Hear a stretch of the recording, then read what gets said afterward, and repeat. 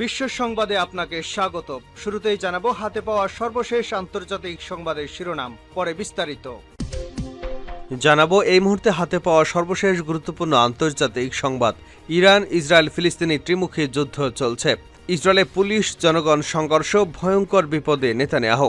গাজায় হামাসের হাতে বন্দী জিম্মিদের অবিলম্বে মুক্তি ও প্রধানমন্ত্রী বেঞ্জামিন নেতানিয়াহু সরকারের পদত্যাগের দাবিতে ইসরায়েল জুড়ে বিক্ষোভ করছেন হাজার হাজার মানুষ।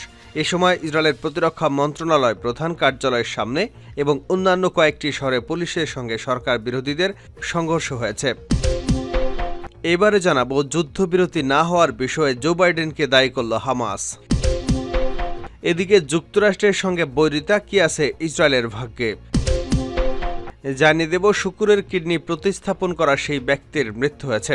চলতি বছরে মানুষের শরীরে জেনেটিক্যালি মডিফাইড শুক্রের কিডনি প্রতিস্থাপনের মাধ্যমে ইতিহাস গড়েন চিকিৎসা বিজ্ঞানীরা। তবে সেই কিডনি প্রতিস্থাপন করা ব্যক্তি খুব বেশি দিন বাঁচেননি। মাত্র 2 মাসের ব্যবধানেই তার মৃত্যু হলো। এবারে থাকছে ইসরায়েলি বাহিনীর হামলায় গাজায় নিহতের সংখ্যা 35,000 ছাড়িয়েছে। 7 মাসেরও বেশি সময় ধরে অবরুদ্ধ অঞ্চলটিতে তাণ্ডব চালাচ্ছে ইহুদিবাদী ইসরায়েল। এবং সর্বশেষ জানাবো মেক্সিকোতে শক্তিশালী ভূমিকম্প, ধসে পড়েছে রাস্তাঘাট। এতক্ষণ শিরোনাম শুনছিলেন, এবার বিস্তারিত। প্রিয় দর্শক, আপনি যদি এই চ্যানেলে নতুন হয়ে থাকেন, ভিডিওটি দেখতে দেখতে চ্যানেলটি সাবস্ক্রাইব করে আমাদের সঙ্গে থাকুন। আর এই ভিডিও সম্পর্কে আপনি আপনার মূল্যবান মতামতটি কমেন্ট বক্সে জানিয়ে দিন। আর হ্যাঁ প্রিয় দর্শক, জানিয়ে দিন ভিডিওটি কোথা থেকে দেখছেন। ইসরায়েলে পুলিশ জনগণ সংঘর্ষ, ভয়ঙ্কর বিপদে নেতানিয়াহু। গাজায় হামাসের হাতে বন্দী জিম্মিদের অবিলম্বে মুক্তি এবং প্রধানমন্ত্রী বেঞ্জামিন নেতানিয়াহু সরকারের পদত্যাগের দাবিতে ইসরায়েল জুড়ে বিক্ষোভ করছেন হাজার হাজার মানুষ।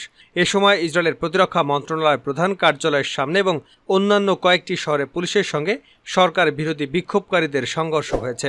ফরাসি বার্তা সংস্থা এএফপির প্রতিবেদনে বলা হয়েছে, গাজায় আটক সব জিম্মিদের মুক্তি দাবিতে শনিবার ইসরায়েলের কয়েকটি শহরে রাস্তায় নেমে বিক্ষোভ করেছেন হাজার হাজার ইসরায়েলি।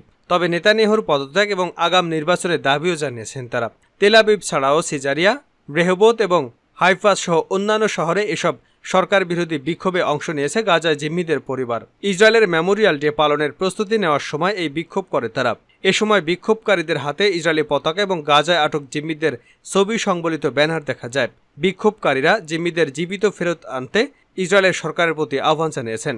গেল বছরের 7 অক্টোবর ইসরায়েলে হামলা চালিয়ে প্রায় 240 জনকে ধরে নিয়ে যায় হামাস যোদ্ধারা। হামাসের আকস্মিক ওই হামলায় ইসরায়েলে 1200 জনেরও বেশি মানুষ নিহত হয়। পরে ওই দিনই গাজা উপত্যকায় যুদ্ধ শুরু করে ইসরায়েলি প্রতিরক্ষা বাহিনী।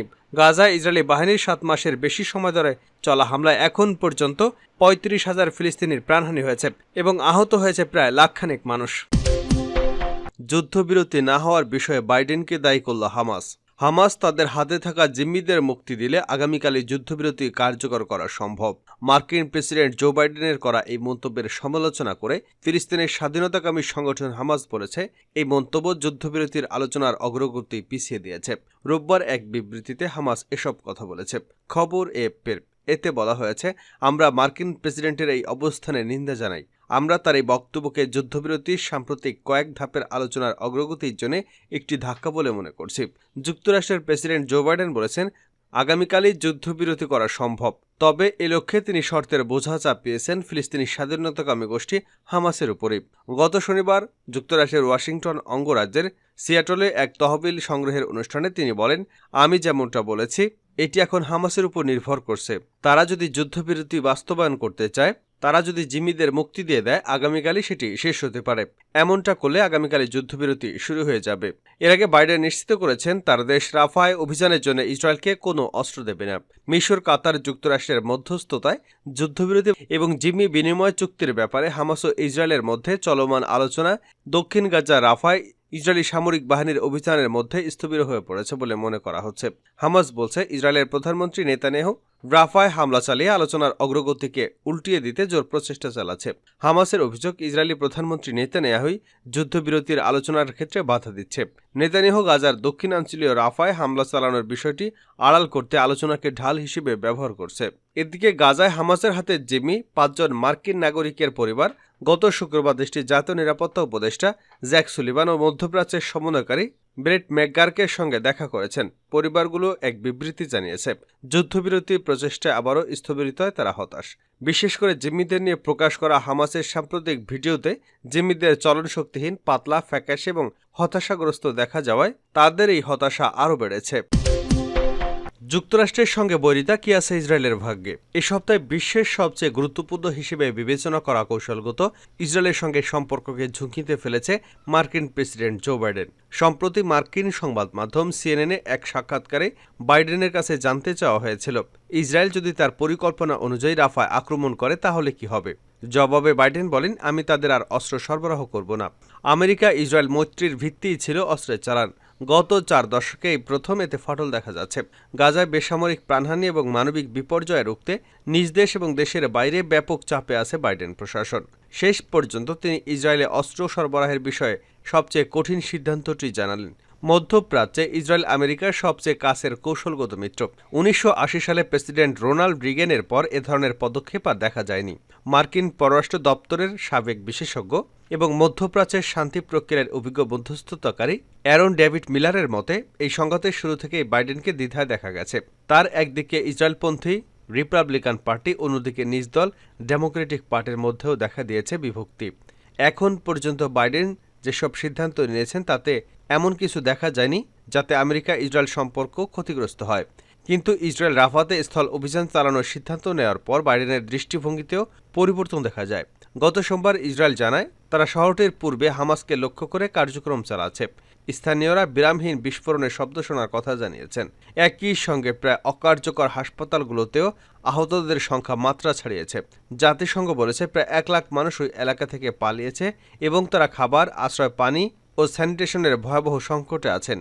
প্রধানমন্ত্রী বেঞ্জামিন নেতানিয়াহু বারবার শহরটিতে পূর্ণমাত্রায় স্থল অভিযান চালানোর কথা বলছে, যেখানে প্রায় 10 লাখ বাস্তুচ্যুত ফিলিস্তিনি আছে। তিনি বলেন, এখানে লুকিয়ে থাকা হামাসের অবশিষ্ট 4 ব্যাটালিয়ন যোদ্ধাকে নিশ্চিহ্ন করতেই এই রাফায় অভিযান জরুরি।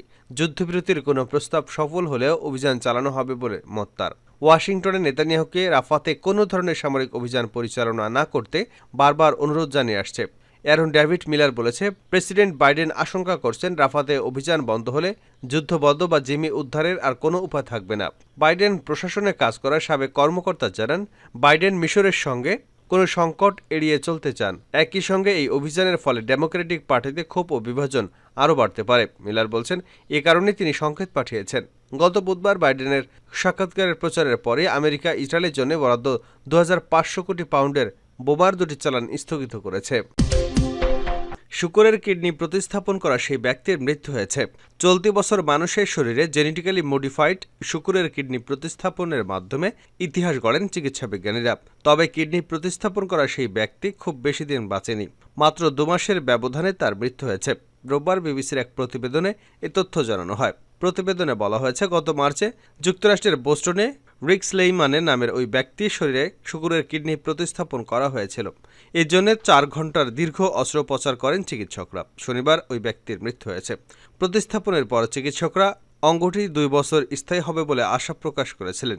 তবে শনিবার ওই রোগীর পরিবার জানিয়েছে 2 মাসের মধ্যেই তার মৃত্যু হয়েছে। তার চিকিৎসকদের রিকের নতুন জীবনের জন্য পরিশ্রম করায় ধন্যবাদ জানিয়েছেন। এ সময় বিবৃতিতে রিকের পরিবার জানায়, পশু থেকে মানুষের শরীরের অঙ্গ প্রতিস্থাপনের ফলে আমরা রিকের সঙ্গে প্রায় সপ্তাহ বেশি সময় কাটানোর সুযোগ পেয়েছি। এ সময়ের স্মৃতিগুলো আমাদের হৃদয়ে সবসময় গেঁথে থাকবে। এদিকে চিকিৎসকরা জানিয়েছেন, কিডনি প্রতিস্থাপনের ফলে যে রিকের মৃত্যু হয়েছে তাদের কাছে এমন কোনো ইঙ্গিত নেই। প্রতিবেদনে বলা হয়েছে, রিকের শরীরে এর আগে 2018 সালে একই হাসপাতালে আরেকটি কিডনি প্রতিস্থাপন করা হয়। তবে সেটি ব্যর্থ হয়, ডায়ালাইসিসে ফিরে যেতে হয় তাকে। তবে ডায়ালাইসিসের জটিলতা পরবর্তী আরও বেড়ে যাওয়ায় চিকিৎসকরা রিকের শরীরে শুকরের কিডনি প্রতিস্থাপনের পরামর্শ দেয়। সর্বশেষ জানাবো, মেক্সিকোতে শক্তিশালী ভূমিকম্প, ধসে পড়েছে রাস্তাঘাট। শক্তিশালী ভূমিকম্পে কেঁপে উঠেছে মেক্সিকো। রোববার গুয়েতেমালা মেক্সিকোর সীমান্তবর্তী এলাকায় এ ভূমিকম্প অনুভূত হয়।